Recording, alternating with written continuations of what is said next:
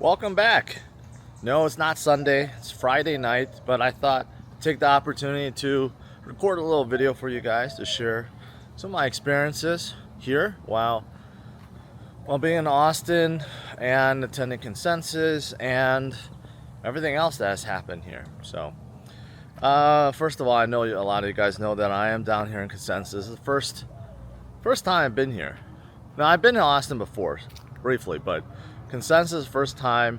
I've always heard a lot about it. I really want to check it out. Want to see what the big fuss was about. Plus, there was a big karate combat fight here with IFC, so it was perfect. And I was also here for another reason, to kick off something new called the Roundtable. So yeah, I need to come down, and you know what? The experience, pretty good. Kind of what I expected. Obviously, I traveled to Paris for Paris Blockchain Week and Dubai for Token 2049. Consensus is definitely more normal because it's in the US. Austin, Texas is just like any other city. Didn't really notice anything different about this city. The Consensus was held in the Austin Convention Center downtown. Pretty big. When I first got in, had to check in and so forth. But once you go in, yeah, the convention hall is pretty big. I don't know how many square feet, but decent amount of companies there. A lot of companies show up. Honestly, they have their fancy booths, but there's not a lot of things happening. I think they're just there to represent, but there are some booths where it's just like empty. No one there. And I was told that this year Consensus was actually bigger than last year. So it wasn't nearly as crowded as Token 2049. There were a good amount of people there, but even compared to, let's say, the Bitcoin conference I remember from last year, seems like it's quite smaller. It's more business focused too. So everyone I've met, they have a project and they're here to kind of pitch or learn something. Less retail investors, like during a Bitcoin conference, you actually meet just general Bitcoiners. Here, not so much. Anyways, I still made my rounds. Now I know what Consensus is about. Met a lot of people, stopped by, shook hands, got a lot of contacts, and yeah, I think those are worth it. I mean, obviously, the more people you know, the more projects you know, the more connections you have, the better it is all around. So, did that for a couple days, and it was good. I did have a speaking spot. Actually, I was on a panel with the co-founder of Karate Combat, Robert, and we also had Tech Hustler on because he was fighting, and Wendy O was moderating, and first time being on a major stage. That was kind of cool, and I think that went really well. Conversation went really smoothly. Probably had 100 people at least listening. They were really fascinated by the whole thing, the whole concept of Karate Combat and IFC. So that was a pretty cool experience. But yeah, overall, that's Consensus. So it was kind of like in line with my expectations. Now, should any of you guys pay $1,500 to go, say next year? I don't know. Unless you're strapped with cash, not for cash, you're strapped with cash, maybe. But as a regular retail investor, I just don't think paying $1,500 for a ticket is worth it. If you're media, you get free ticket, that's worth it. If you're an industry insider, you're a sponsor, probably worth it. But as a retail investor, not really. So did that. And then also, as for Karate Combat, it was amazing. Karate Combat was held inside Consensus, and I was running around making sure everyone's getting in, and you know what, we had some big celebrities like Joe Rogan show up. Absolutely fantastic. He was just like sitting right next to me. I saw Charlie. I met him and his I guess one of his closest friends. but they showed up randomly. I was quite surprised by it. Yeah, he knows who I am.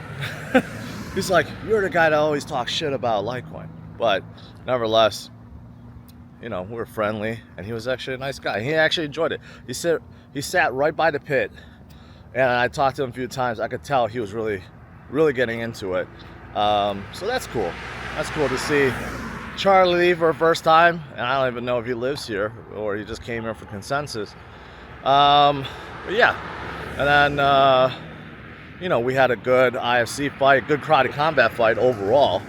I think it was like 4 hours long. Had a grappling and a regular fighters, and a retirement announcement.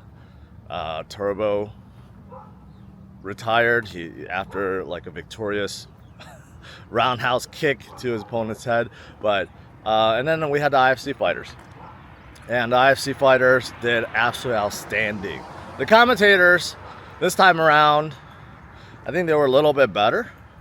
GSP was there instead of Boss Rune, and you know, he made some good comments.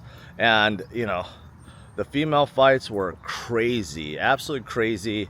Unfortunately, Ellie, she suffered some kind of knee injury, so her fight ended prematurely. But overall, all the other fights, they were absolutely amazing. The female fights, also Tech Hustler and Tactical, they went toe to toe 3 rounds. Absolutely crazy. And even like Big Mike next to me said, hey, these guys are way too athletic to be influencer fighters, because man, everyone that was fighting seemed like they were just like regular fighters. I got so much comments telling me that the influencer fights were a lot more interesting than the normal fights. And plus the crowd, just all crypto people, because it's in the consensus. And of course the big headlining fight this time around is the Billy fight, Billy McFarland versus J Chains. And they went at it, but it was clear Billy, he had better training. His coach actually was the one that coached GSP. So he had better stamina, better training, came out victorious. And today I saw many headline articles about how Billy McFarland, a Friar or Firefest guy, has beaten an influencer in the influencer fight club. It's kind of cool, making national attention with the fight. But overall, I was told this was very successful, and Karate Combat is extremely pleased about the reach that the fight attained, and all the attention. And of course, many are reaching out to try to host a Karate Combat fight. So I think overall it's really good indeed. So yeah, so that was a good experience. You know, we had a couple other things happen during the fight. Had Mario call out Ran. He called him out hard. I think Ran already responded that he's not gonna fight Mario, but that would be a crazy fight. And also we had a couple other things that you guys will see that we filmed that's building up to the next few IFC fights. So looking forward to those as well. Yeah, but that's pretty much it. That was my week. A couple times at night we went out. That's why, you know, in the mornings I had a hard time streaming on time, because I was out pretty late a couple nights this week. Today was just like a general day, a relaxed day, and then I should be back to my usual setup soon. So I don't know. That's everything. I mean, as for Bitcoin and crypto, not much has changed since this morning, right? I'm seeing some comments, some people getting discouraged. You know, the usual things that I see, like people are like, oh, you sound like a broken clock. You keep saying it's gonna go up, but nothing's moving, and blah, blah, blah, blah. Again, every single time Bitcoin has a slight dip you see these kind of comments. When it comes to crypto, when it comes to Bitcoin, you really need to have the patience. How can anyone be discouraged while Bitcoin is still at 67, 68,000? I can't explain this enough. Months ago, we were still, earlier this year, we were still in the 30s and 40s, okay? We have broken all-time high many times. It's okay for Bitcoin to consolidate. It's okay for it to go sideways. That doesn't mean the bull run is over. So it's just frustrating sometimes. I see all these comments come out. I'm trying to help people stay encouraged and positive and hold on DCA, but there's so many naysayers that come out and say, well, this not gonna go up anymore. We're ready to hit top. We're going down to 30K. Bitcoin is a Ponzi. Bitcoin's a scam. You know, like all these negative comments. Hopefully most of you guys are not one of those people, that you are staying focused, encouraged, and DCA. That's really it. That's really it. All right, guys, that's it to this video. Smash it a like, subscribe to the channel. I'll see you guys later. Bye-bye.